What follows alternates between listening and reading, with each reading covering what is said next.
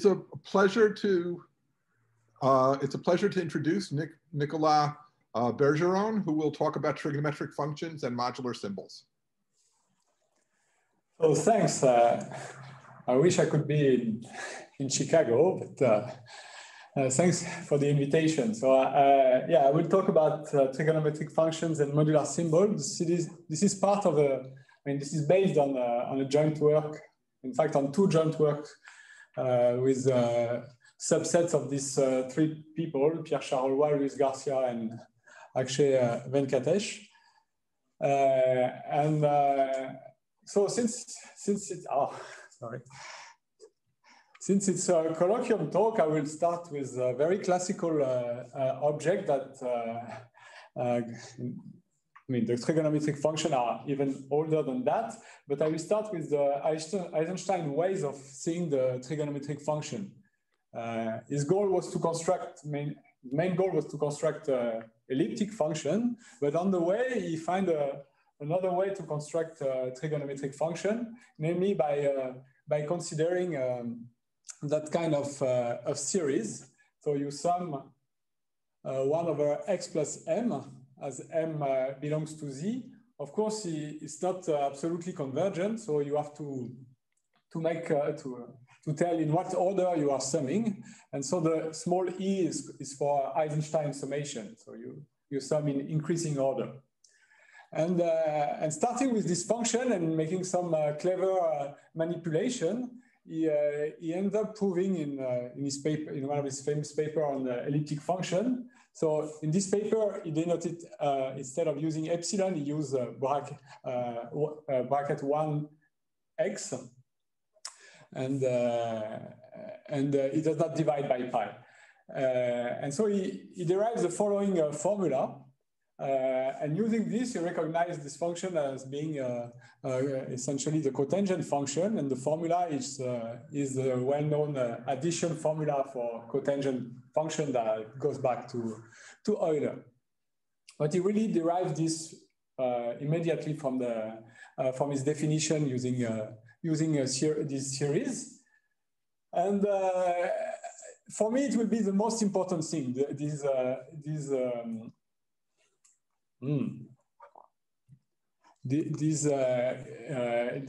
addition formula. So let me rewrite it like that. So if I take x, y, such that both x, y, and x plus y don't belong to z, so that the cotangent function is well defined, then we have this nice formula. Epsilon x times epsilon y minus epsilon x plus y minus epsilon y epsilon x plus y equal not 0 but 1. If it was equal to 0, it would be even better in some sense, because we could recognize here some cocycle relation, and that is exactly what I want to explain first today. And the first to notice that, I guess, was Robert Čech, and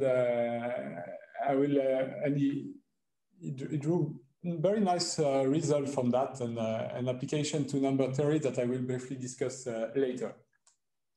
So again, we start from this addition formula for cotangent, and instead of talking group cohomology, I will rather use modular symbols to discuss this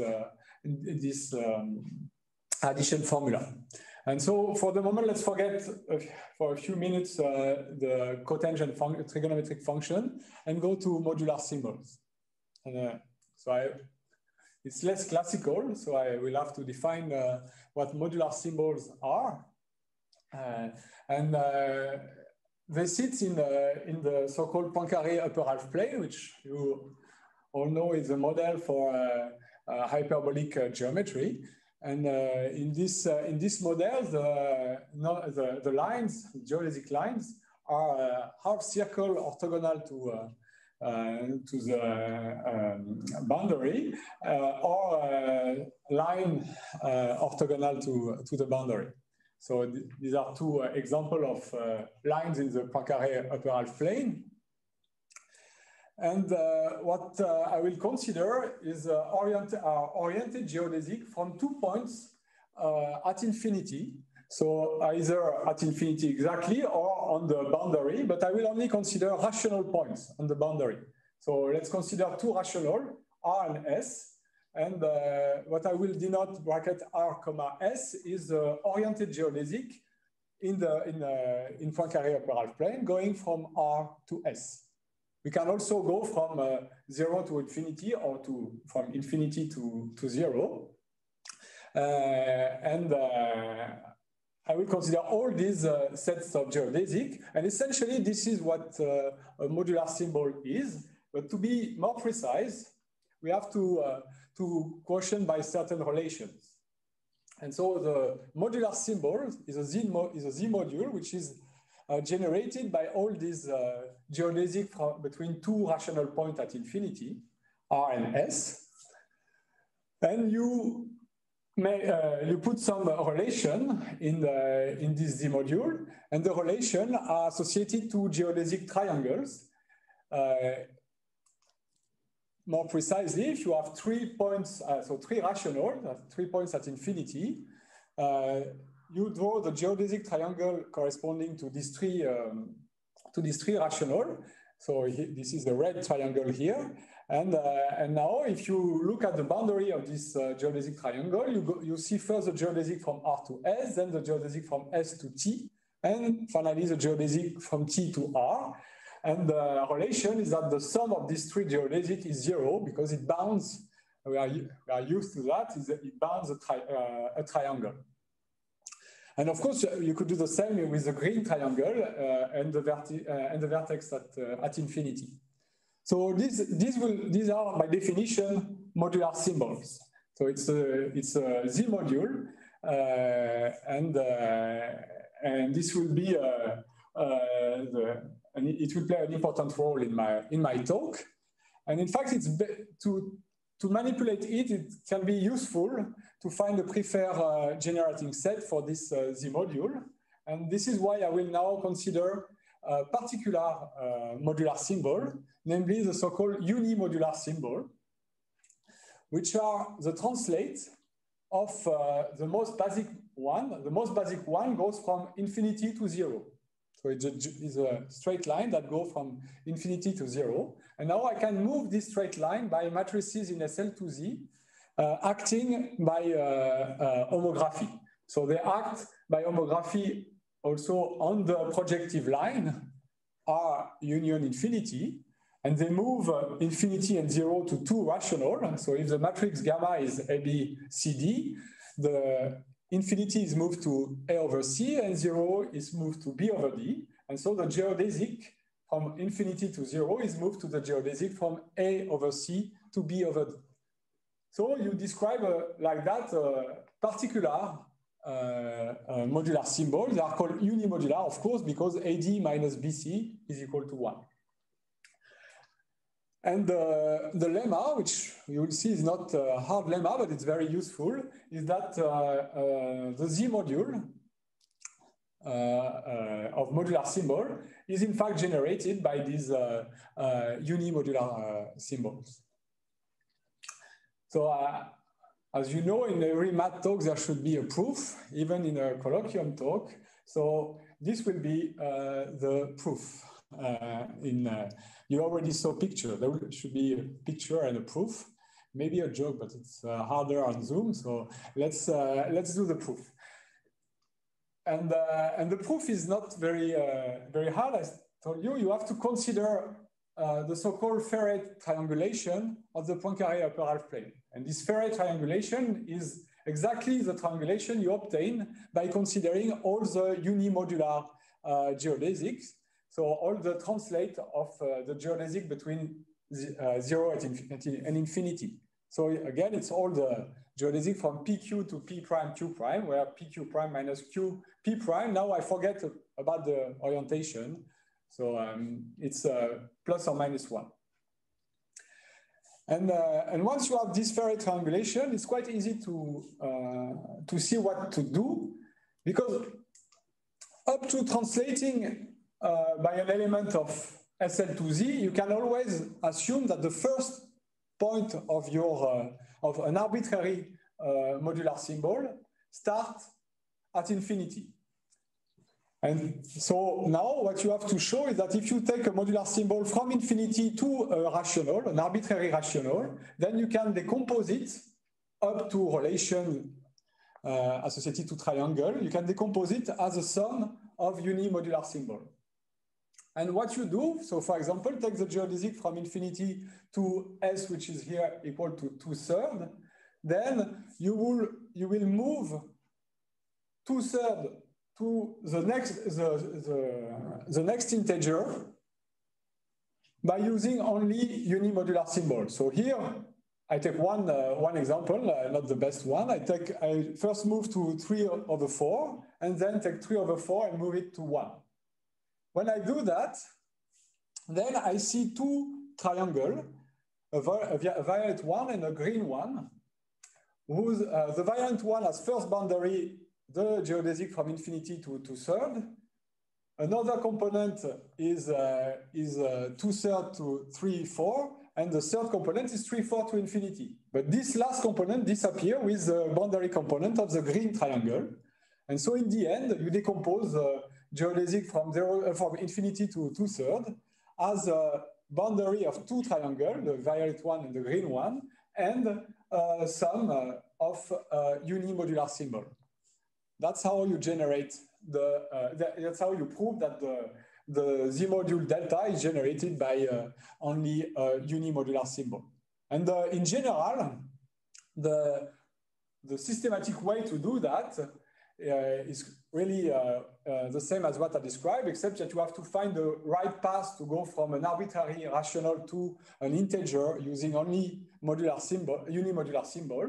And this path is given to you by the continued fraction, by the partial quotient of the continued fraction development of the rational point S. And you get this decomposition into unimodular symbol using up to boundary of triangles. So that's how you prove the lemma. And that's pretty much what I want to say about modular symbol for the moment. Now I want to relate modular symbol to trigonometric functions. So this is the third part. And it's a very easy observation based on the addition formula I have recalled in the beginning. And this observation is the following. So the problem in the addition formula, I mean, from my perspective, the problem in the addition formula was that there was a 1 and not a 0 at the end of the formula. I mean, on the right side of the formula. So what I will consider is meromorphic functions, like on C2 mod Z2, like product of two cotangents, but only modulo the constant for the moment. So I will denote this by m bar. And the observation is that there is a very natural map from the Z module of modular symbol to this m bar of C2 mod Z2. And this map is defined. You can define it only on unimodular symbols because they generate the module, and they are defined in the following way. So if you take a unimodular symbol which is associated to the rational A mod C and B A over C and B over D, in other words, to the matrix gamma A B C D, which is in SL2Z. Then you associate to it the product of two cotangent functions, but the first is evaluated at dx minus by, and the other as minus cx plus ay. So in other words, you have translated the product, the epsilon x, epsilon y, by the natural action of SL2Z. And since you have translated by this natural action of SL2Z, you get a well-defined SL2Z equivariant map from delta to the meromorphic function. And the fact that you need, the fact that is well-defined is that you have to check that it passed through the relation, so that if you take any triangle of the Farey triangulation, then the sum of the meromorphic function you see on the edges are 0. So let's see on the picture what it means. it means that to any oriented geodesic, you have associated some product of two cotangent functions translated. So from, of course, from infinity to 0, which is the unimodular symbol associated to the identity, you just see epsilon x times epsilon y. And now you have to check that, that when you follow the path corresponding to a triangle, and you add up the formula, then you get 0, I mean, up to a constant. And since everything is SL2Z equivariant, you can just check on the first triangle that go from infinity 0 minus 1 infinity. And you see, then you see epsilon x times epsilon y minus, because you go the other way around, epsilon x times epsilon x plus y. And now when you go from -1 to infinity, you get also minus epsilon y times epsilon x plus y. And the addition formula precisely tells you that this sum is equal to 1, so it's 0 modulo the constant. So we have this, this map, and that is the map I want to discuss more. Sorry. Yeah. But before discussing it, I should say that this is a very, very elementary incarnation of a large family of map that associate to modular symbol, or sometimes only partial modular symbols, so that you cannot go to any rational point at the boundary, but only a particular one. So this family of map goes from modular symbol or partial modular symbol to the algebraic world, let's say, of K-theory or more or less refined stuff. And here, in our case, we just go from modular symbol to meromorphic function. And these maps were studied by a bunch of people, like Glenn Stevens, student Buziok, Romiar Sharifi, Goncharov, Bruno, and others. And they are quite fascinating because they make some relation between something that is more of on the side of geometry and topology, namely the modular symbol, and some stuff that are more on the side of algebraic or arithmetic world. Of course, I describe this in a very basic aspect, and also it's quite frustrating because the proof I gave you is not very illuminating. I mean, you just use the cotangent addition formula and you decorate the Ferré triangulation. And the question is that, does it tell you something new on the trigonometric side? And is it really a deep relation or just an accident?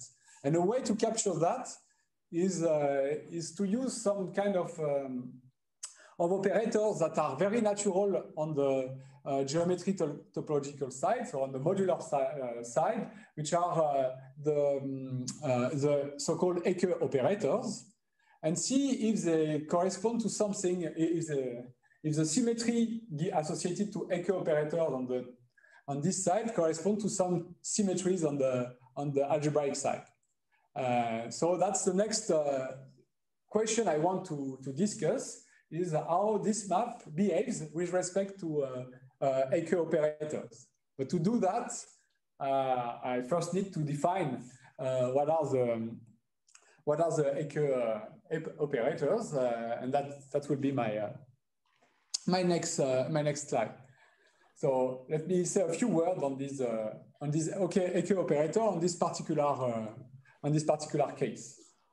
Oh, Nicholas, just before you go on, just on the previous page, just to add to your ...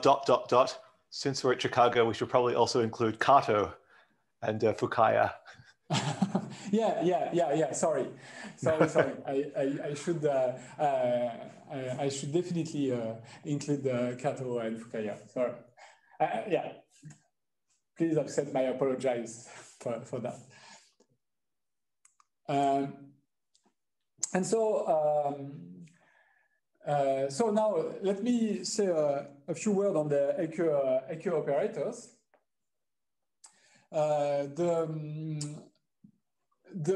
so we have seen that there is a natural, there is a natural action of SL2Z on both modular symbols, delta, and also on C2 mod Z2, so on meromorphic function also.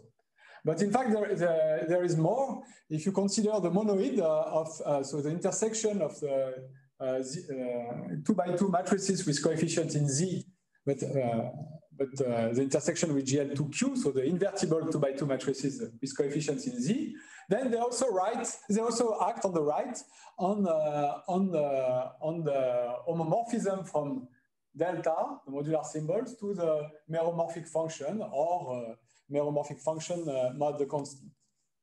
And the action is very easy to describe. You just act both on the modular symbol by translation and on the x and y by translation by G. And the map C I described just before is invariant by this action. That's precisely that was precisely the meaning that of the observation that the map C is SL2Z invariant. So it's invariant under SL2Z, but it's not invariant under the action of the monoid. And this allows to define more operators on more symmetry on this in the following way.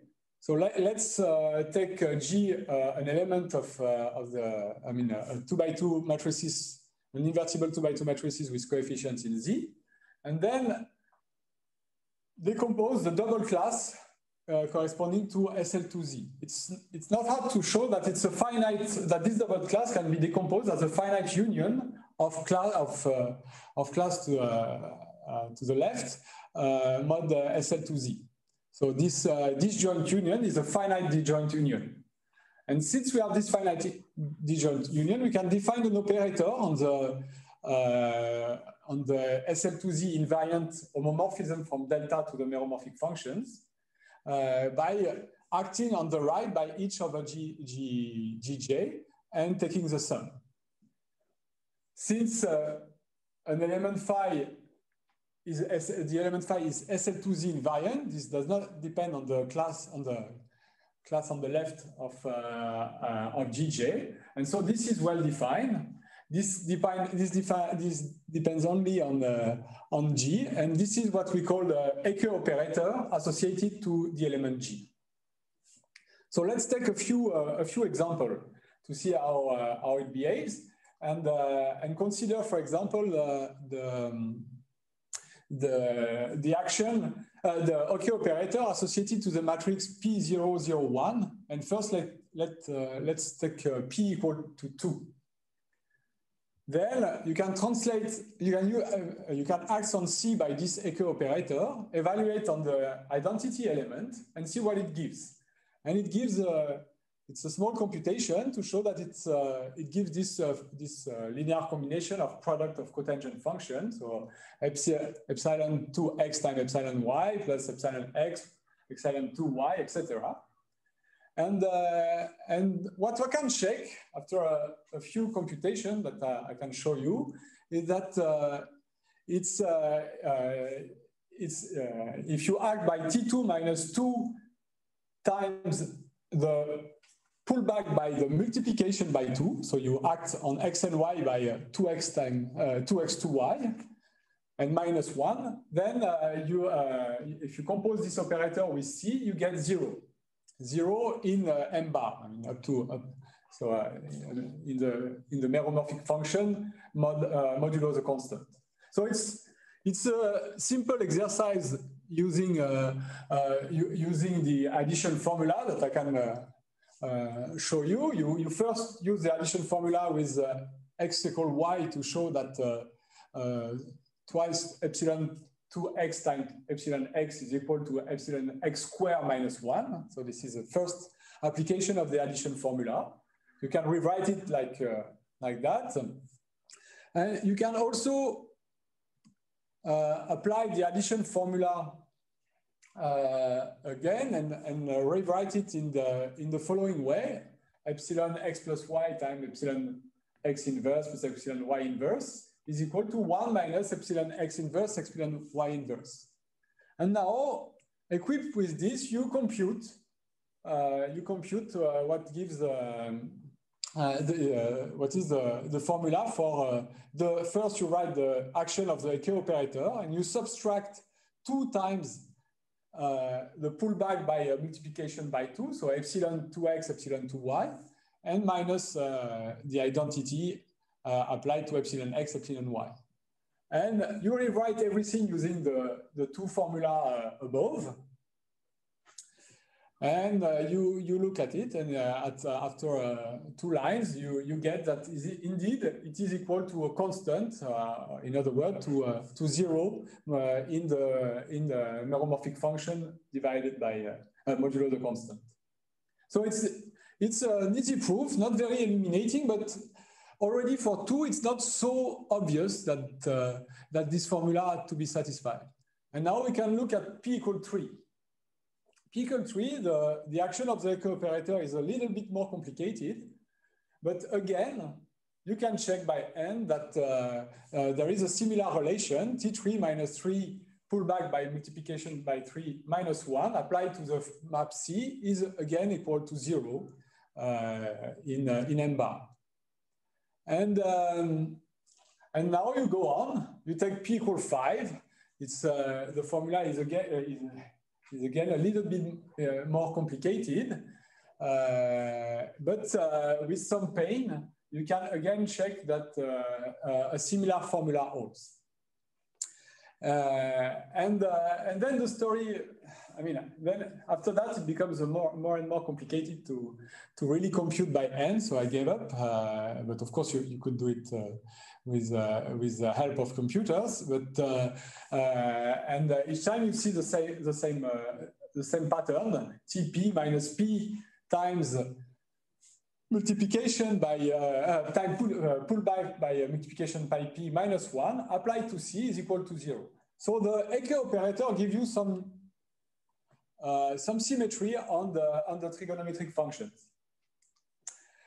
So this leads to a few questions and a theorem that I will briefly discuss.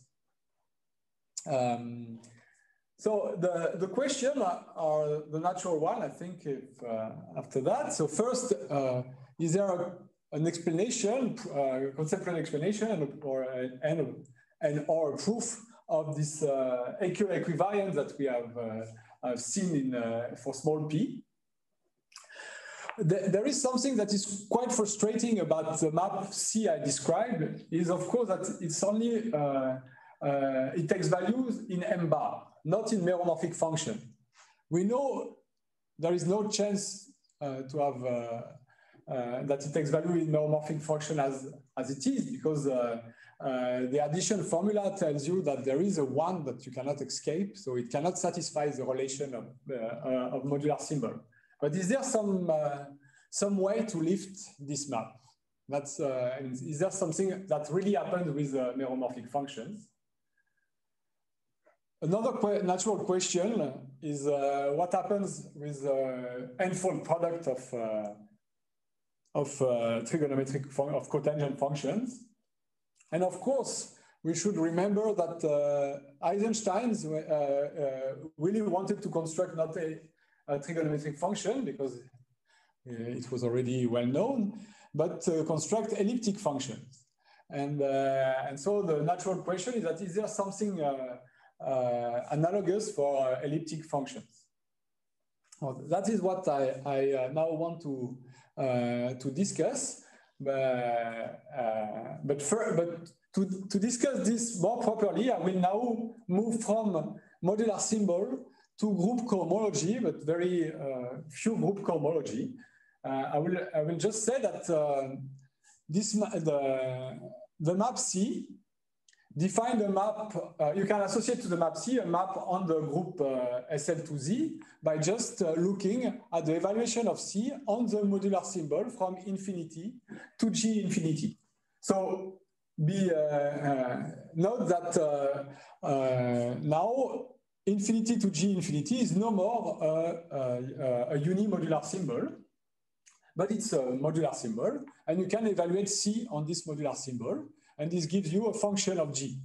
And what I say is that this function, the fact that C is in fact a map defined on modular symbol, tells you that this function defines a group cocycle, one cocycle of SL2Z with values in the meromorphic function modulo the constant. So what does it mean concretely? It means that if you evaluate S bar on GH, then you will get S bar G plus the translation by G of S bar H. And the explanation is just, again, the cotangent addition formula. You just look at the modular symbol. I mean, it's a little bit the cotangent addition formula. It's the fact that the map C is well defined on modular symbols, because here you are looking at, you just have to look at the modular symbol associated to infinity, G infinity, and GH infinity. This gives a triangle of modular symbol, and the fact that C is the evaluation of C on all the sides of this triangle, if you take the sum vanishes, it gives you exactly this, this cocycle relation. So to C, we associate, there is a natural one cocycle of the group SL2Z with values in M bar of C2 mod Z2. And the next slide will be a theorem that tells you that in fact there is a natural way to construct a cocycle, but not only on M bar, but really on the modular functions. And so here is the theorem. There exists such a cocycle of SL2Z with value in modular, in a meromorphic function. I'm not saying that it's a product, it's a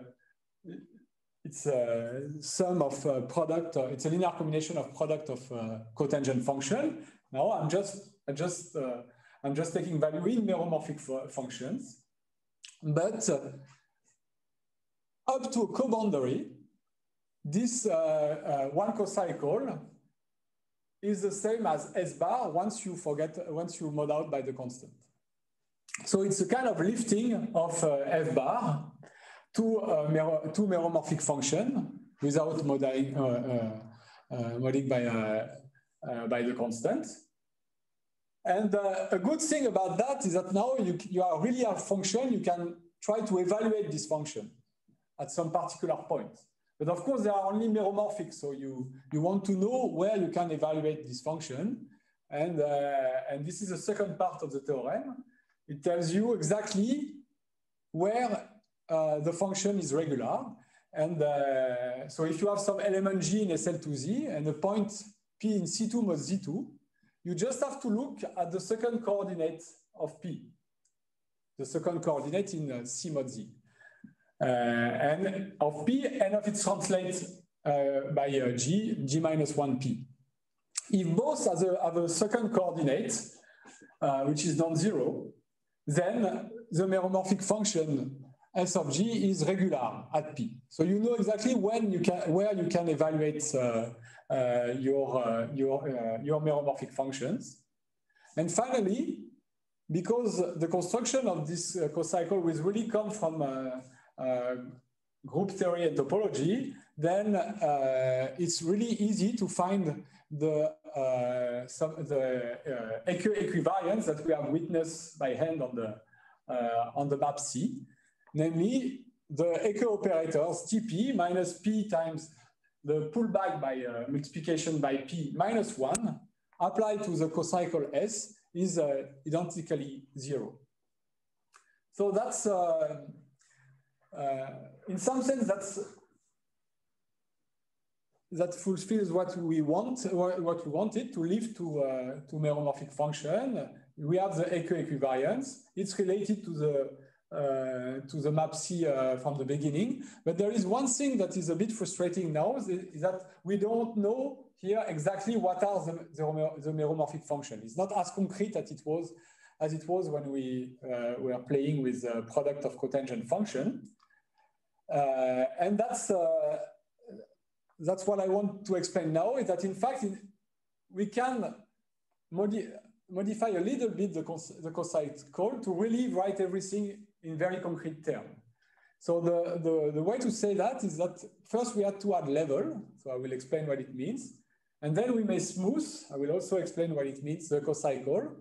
And then after that, we get a completely explicit cocycle that will be written in terms of generalized Dedekind sum, which are precisely product of cotangent functions.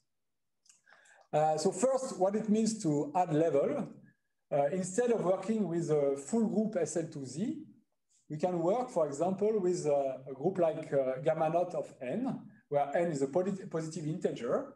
And of course, it's a mistake here. I want C to be 0 modulo n, not B. And it's not very important, but for the statement after, it's important. So it's really C congruent to 0 modulo n. And now I want to explain what will be the so-called smoothing of S.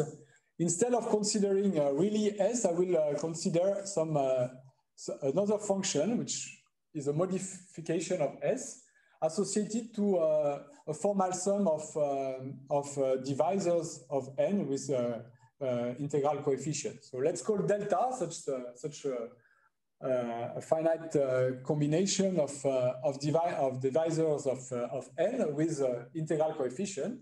And from S, I build another cocycle, which is essentially the same as S, except that inside I conjugate by the matrix pi d, and pull back by this matrix pi d the corresponding form. So in that way, we get a new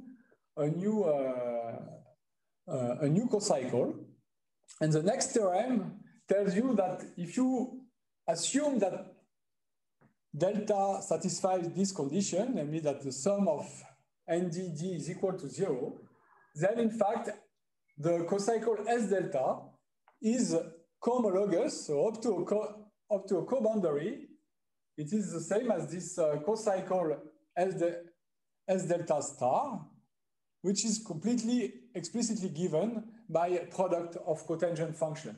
So now you have a really, in other words, this S delta bar is really a cocycle, or in fact, since it depends only on the first column, you can really see it as a map from particular modular symbol, partial modular symbol of the form associated to the rational number at infinity, which are the translate of the infinity by gamma naught of n. So of the form A over nc with A prime to n. Then to this particular modular symbol, you associate this linear combination of product of cotangent function. And now they really satisfy all the relation, not modulo the constant, really on the node. So that's the second theorem. So why are we more happy with that? Is that now we can, for example, evaluate at a point these.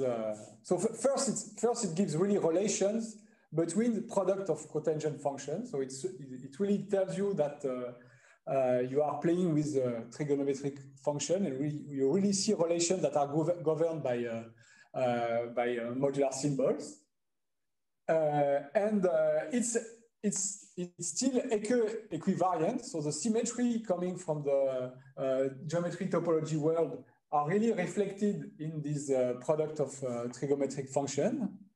And you can also evaluate this function at particular point, or make any other kind of nice operation on the function, like taking residues and so on, to get now really scalar morphisms of, and in that way, if you play with this, you can recover all the so-called Rademacher Dedekind morphisms. So a very classical object that are concerned with the SL2 situation I'm dealing with right now. So that's the first way to fulfill the question I raised at the beginning of this section, and now I haven't discussed what happens with several product, n-fold product of cotangent function. And I want to say that, in fact, everything behaves quite the same once you are in that setting. So now you can just take any finite index subgroup of SLNZ. You can take SLNZ, and you can, one can construct a group cocycle. So here I use a homogeneous group cocycle. So it's a group cocycle of degree n-1. That represents an interesting cohomology class with values in meromorphic function on Cn mod Zn. Again, we can say exactly where the functions are regular. They are regular away from some particular hyperplanes that are associated to G1 and G up to Gn. And they satisfies all the Eke invariance property you wish, except that now there are more Eke operators because SLNZ is of rank n-1. And so you have a collection, for each P, you have a collection of n-1 operators, which I denote TPK. And you have a formula that you don't want to see more about this, but there are explicit formula that tell you exactly what is the invariance of this group cocycle. And as an application, because again you can up to coboundary write this cocycle in very explicit terms in terms of cotangent function, then this allows to express some special values of L function of totally real number field as linear combination of Dedekind sum. You just evaluate this cocycle on particular cycle in the homology of gamma, the one associated to group of units of totally real field. And in that way, you can recover a classical theorem of Lingen-Ziegel that tells you that these values are rational, and in fact they are even almost integral because we know many things about the integrality property of these Dedekind sums. I won't say any more about that, but now what I want to convey is where does this cocycle come from, and that's. I will be quite brief, but just to tell you where you can go from this topological construction. And the topological origin of this cocycle is a very easy class, a very natural class that I want to describe now. And it comes from the fact that GLNZ acts on Cn mod Zn. And now on Cn mod Zn, you can erase 0, it's still preserved by GLNZ. And you have the fundamental class of Cn mod Zn, which is a degree 2n-1 class. And what is particular in that situation is that, in fact, this class can be lifted and as a preferred lift in the so-called equivariant cohomology group, GLNZ equivariant cohomology group of Cn mod Zn minus 0. And I don't want to say more about what is equivariant cohomology. It's not important for this talk. But the thing is that there is this very natural class. And this natural class, in fact, has cousins in other situations, because you could also make acts GLNC on C2Dn, GLNC as a discrete group, let's say. Forget about this continuous topology. So you GLNC acts on C2Zn, and it preserves 0, so it also acts on Cn minus 0. And so you also have the fundamental class of Cn minus 0. And you may ask, does it have a preferred lift as an equivariant cohomology class? Another situation which is quite similar is that instead of taking C mod Z to the n, you now consider an elliptic curve or a family of elliptic curve, and you take the fiber product, e to the n. Then the linear action of GLMZ gives an action on e to the n that preserves 0. And again, you may ask, is there a preferred lift in the equivariant cohomology? And the fact is that in all these cases, you have this class, and after some work from this class, you can, which is purely topological. No, a priori, you don't see the complex structure, but after some work from this class, you can deduce a cocycle. So in the first case, in the most basic case, where you consider GLMC bed discrete acting on Cn, then you get an affine cocycle. So it's a cocycle from GLMC to the meromorphic form of the form dz mod z and translation by GLMC. So in that case, dz mod z, I will think of it as a kind of Eisenstein form, but in this most basic case where you have no lattice at all, you don't average by anything, it's just dz mod z. Now in the trigonometric case, you have it's not GLMC that acts, but only GLMZ that acts on C mod z to the n. And what you get is precisely the trigonometric cocycle I have discussed. And the Eisenstein form are just the series I have already mentioned. So dz over z plus n when you average over z. And the last column is elliptic case. So like in Eisenstein paper, you do essentially the same thing, but now with elliptic function, to build elliptic function. So the group is still GLMZ, but now you act on C modulo lattice, z plus tau z to the n. So an elliptic curve to the n, and you get a cocycle now with values in the analog Eisenstein form, where now you average dz over z with respect to the translation by the lattice z plus tau z. So note that here I have put dz, whereas in the beginning of my talk there was only a meromorphic function, and the reason is that the total class I am considering is of degree 2n minus 1, but the thing is that there will be a n minus 1 part that will see the the group, either GLMC, GLMZ, or GLMZ. So there will be a degree n minus 1 cocycle with values in meromorphic form of degree n that wants to be wedge product of this Eisenstein form. So in total, you have n minus 1 variable on the equivariant side, which is the GLN group, and n variable on the fiber side, which is the Cn or C mod Zn or C over Z plus tau Zn.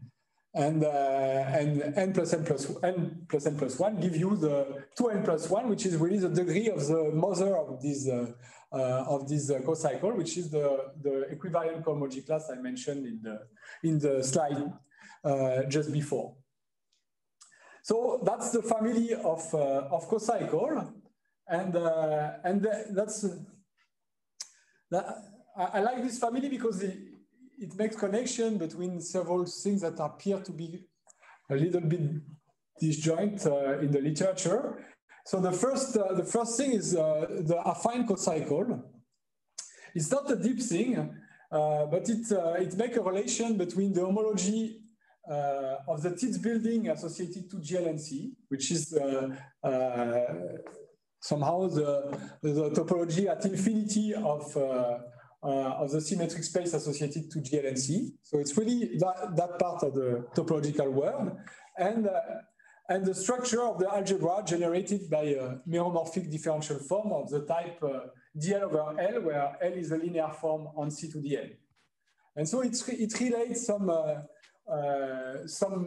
topological theorem, which is the so-called Tits-Solomon theorem, which describes the homology of the Tilde building, with something which is usually more combinatorial, the Ulrich-Solomon theorem, which corresponds to the algebra, to the structure of the algebra generated by these meromorphic forms. So that's what happened in the case of the affine cocycle. I think more interestingly, you can look at the elliptic cocycle. So what you get when you play the game I mentioned with the elliptic curve, and when you pull back by a point, as I explained, because then what you get is a lift from the homology of gamma, where gamma wants to be SLNZ or a finite index subgroup of SLNZ, to the modular form of weight n on a curve on a modular curve parametrizing this elliptic curve. So you get some relation between the homology of this group GLNZ that somehow has no complex structure and it's more topological, and you have a lift to the arithmetic world. In fact, this lift is well known over C, let's say. It's an incarnation of the so-called theta lift, but now you have in that way you have a very concrete realization of this lift that holds integrally. So that's one application. Another kind of thing you can do once you have is to play with elliptic curves with more structure. For example, if you start with an elliptic curve that has complex multiplication by some ring of integer OK in an imaginary quadratic field, then it turns out that the elliptic cocycle, in fact, extends it's not only a cocycle of GLNZ, but it can be promoted to a cocycle of a subgroup of GLN of OK. And in that way, you get new cohomology. I mean, you get cohomology classes of degree n-1 of gamma. And what's interesting is that these cohomology classes are algebraic because of their construction. And to conclude with some application to that, exactly as I said I mean, in the trigonometric case, I said that it was we could use it to reprove the Klingen-Siegel theorem. Here, in that situation, in this analogous situation, we can consider algebraic Hecke character associated to the Riemann extension of the imaginary quadratic field K. And it has an associated L function defined by Hecke. And if you assume that, if you look at, let's assume that 0 is a critical value for this L function, which means that the gamma factors at infinity have no poles at S equals 0, then this L function is easily seen to be related to the evaluation of the cocycle I mentioned on the group of units of the extension L over K. And so what you get is this is an explicit form for the critical value, an explicit form that was conjectured a few years ago by both Setch and Kolmez, is that this critical value can be very concretely expressed as a polynomial, very precise, everything is concrete, in a so-called Kronecker-Eisenstein series evaluated at torsion points on the CM elliptic curve. And this Kronecker-Eisenstein series evaluated at torsion point are really the analog in that setting of the generalized Dedekind sum, which you replace the cotangent function evaluated at rational by this Kronecker-Eisenstein series evaluated at torsion point. And in particular, this gives a new proof of this algebraicity result, which was announced long ago by Gunther Harder in a more general setting, and proved recently last year by Kings and Sprague, meaning that these L values are rational up to the transcendental period of an elliptic curve with CM and some powers of pi. So that's that can be deduced very quickly by the explicit description of the L value that we get, and that was conjectured by Sech and Kolmez. So that's the kind of thing you can get from extrapolating on what I've told at the beginning, and hopefully there will be more, I hope, but that's where I will stop for today. Thanks for your attention.